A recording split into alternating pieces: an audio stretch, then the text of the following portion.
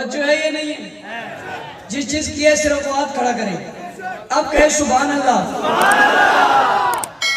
کس کے مقابلے میں کس کو لا رہے ہو؟ اس کا مد مقابل تو ہے ہی کوئی نہیں. سوچوں میں، تصورات میں، خیالات میں ہے ہی کوئی نہیں. قرآن عرش پہ ایسا آیا ہی کوئی نہیں. بھائی اگر کوئی آج یہ کہے کہ ابو بکر نبی ہے، میں تو اس کہنے والے کو بھی مومن ماننے کو تیار نہیں ہوں. کتنے قریب ہیں حضور کے اور کتنے عزیز ہیں حضور کو اور کتنا پیار ہے حضور کو ان سے اور کتنی اتحاد اور کتنا اعتماد ہے رسول کا. ان کے بارے میں بھی کوئی یہ کہے ہم ماننے کو تیار.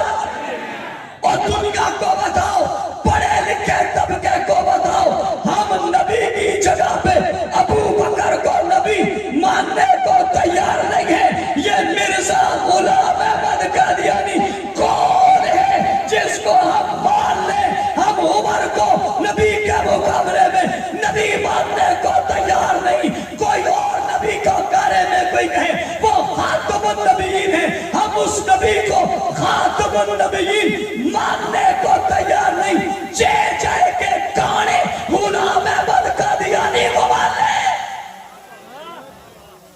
میں پڑھے لکھے طبقے سے کہتا ہوں، کبھی سیرت رسول پر، سورت رسول پر، زمانہ رسول پر، دور رسول پر تو اسے کہتے ہیں جسے قرآن والسہا کہتے ہیں، واللیل کہتے ہیں جب چہرے پر نظر پڑتی ہے، والسہا کہتا ہے زلف پر نظر پڑتی ہے، واللیل کہتا ہے سینے پر نظر پڑتی ہے، علم نشرح لکا صدرک کہتا ہے رفعت پر نظر پڑتی ہے، ورفعنا لکا ذکرک کہتا ہے اخلاق پر نظر پڑتی ہے، انک لعلی خلق عظیم کہتا ہے معراج پر نظر پڑتی ہے، سبحان الذی اسری بعبدہ لیلا من المسجد الحرام کہتا ہے ذات پر نظر پڑتی ہے، یا ایھا المزمل کہتا ہے، یا ایھا المدثر کہتا ہے، طٰہٰ کہتا ہے، یاسین کہتا ہے، انک لعلی خلق عظیم کہتا ہے. جب اس کی رحمت پر نظر پڑتی ہے وما ارسلناک الا رحمتا للعالمین کہتا ہے، انا ارسلناک شاہدا کہتا ہے، مبشرا کہتا ہے، نذیرا کہتا ہے، داعیا الی اللہ باذنہ کہتا ہے. جب چہرہ رسول پر نظر پڑتی ہے تو قرآن والسراج منیرا کہتا ہے، چمکتا ہوا سورج کہہ کر اس کے چہرے کی تعریف کرتا ہے، اس کے زلف کی بات کرتا ہے.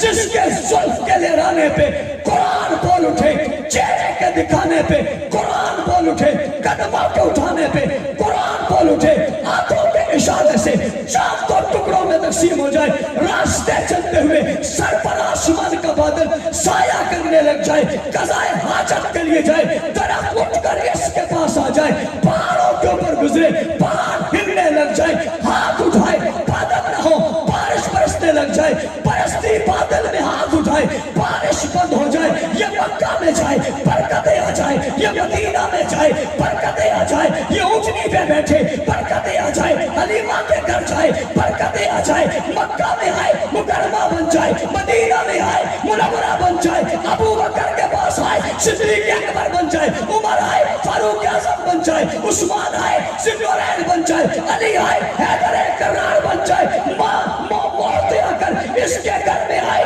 مسلمانوں کی مائیں بن جائے. تو اس نبی کے مقابلے میں کسی کو لا کر میرے عقیدے پہ زر لگانا چاہتا ہے، میں تحفظ کروں گا، تحفظ کا حق ادا کروں گا، میں تحفظ کروں گا، تحفظ کے لیے کھڑا رہوں گا، میں تحفظ کے لیے میدان میں رہوں گا.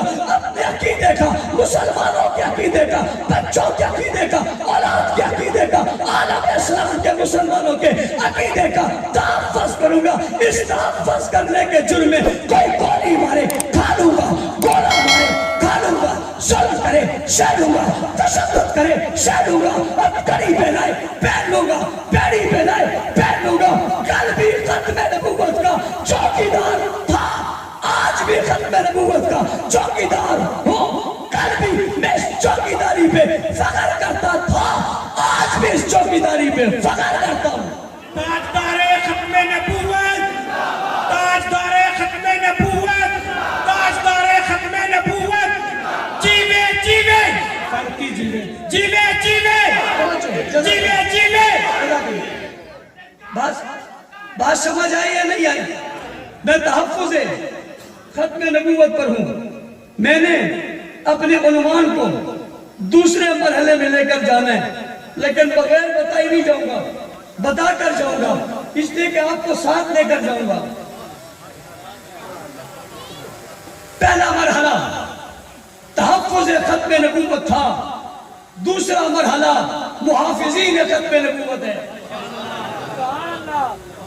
محافظین ختم نبوت ہے۔ میری طرف توجہ کرو۔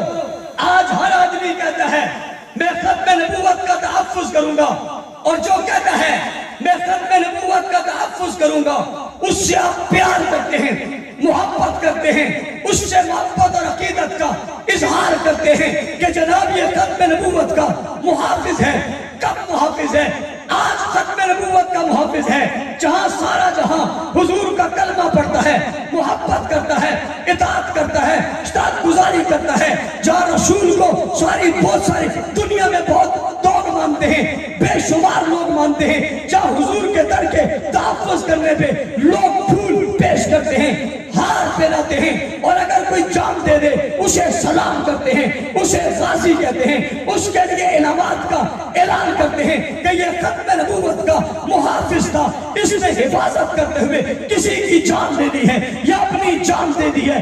آپ اس کو احترام کی نظر سے دیکھتے ہو، لیکن میں آپ کو اس زمانے اور اس دور میں لے جانا چاہتا ہوں جہاں بہت لوگ حضور کے جانے والے نہیں تھے، کلمہ پڑھنے والے نہیں تھے، لوگ آپ کے پاس زیادہ نہیں تھے، آپ تنے طرح اعلان کر رہے تھے، اعلان نبوت کا کر کے کہہ رہے تھے قولوا لا الہ الا اللہ۔ جب آپ یہ کہہ رہے تھے لوگ پتھر مار رہے تھے، راستہ روک رہے تھے، راستے میں کھڑے ہو رہے تھے، آپ پر ظلم کر رہے تھے، آپ کو شیب ابی طالب میں بد ہونا پڑ رہا تھا، آپ کے لیے سوشل بائیکاٹ کیا جا رہا تھا، آپ کی بات کا انکار کیا جا رہا تھا، راستے میں آپ کے لیے رکاوٹیں کھڑی کرتے تھے۔ جب ختم نبوت کا نام لینا آسان نہیں تھا، جب حضور کا ساتھ چلنا گویا کے انگاروں پر چلنا تھا، اس کا مطلب گھر چھوڑنا تھا، وطن چھوڑنا تھا، شہر کو چھوڑنا تھا، بستی کو چھوڑنا تھا،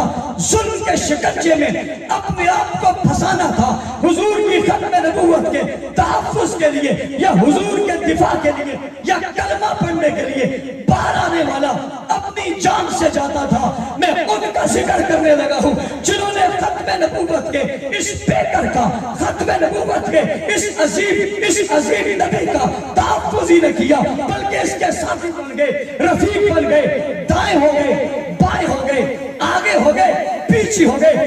دولت کی ضرورت پڑی، دولت دے دی، مال کی ضرورت پڑی، مال دے دیا، اولاد کی ضرورت پڑی، اولاد دے دی، خاندان کی ضرورت پڑی، خاندان دیا، کپڑا کے تاجر ہیں تو تجارت کی دکانیں دے دی، کسی اور کاروبار کا ہے تو وہ کاروبار دے دیا، سبھی کچھ قربان کیا۔ نتیجہ کیا نکلا؟ کسی کو تپتی ریت پہ لینا پڑا تو کسی کو چلتے انگاروں پہ چلنا پڑا، کسی کو گھر میں بیٹھ کر دھونی دی گئی تو کسی کو مارا گیا، کسی پر تشدد کیا گیا، کسی پر ظلم کیا گیا۔ یہ کس مٹی کے بنے تھے؟ سب کچھ سہتے رہے، نہ خدا کو چھوڑا، نہ مصطفیٰ کو چھوڑا۔ ان پر بیت اللہ میں پابندیاں لگا دی گئی، انہیں متاف میں گھسیٹا گیا، سبھی کچھ ہوا، مگر انہوں نے ختم نبوت کے تاجدار کو نہیں چھوڑا۔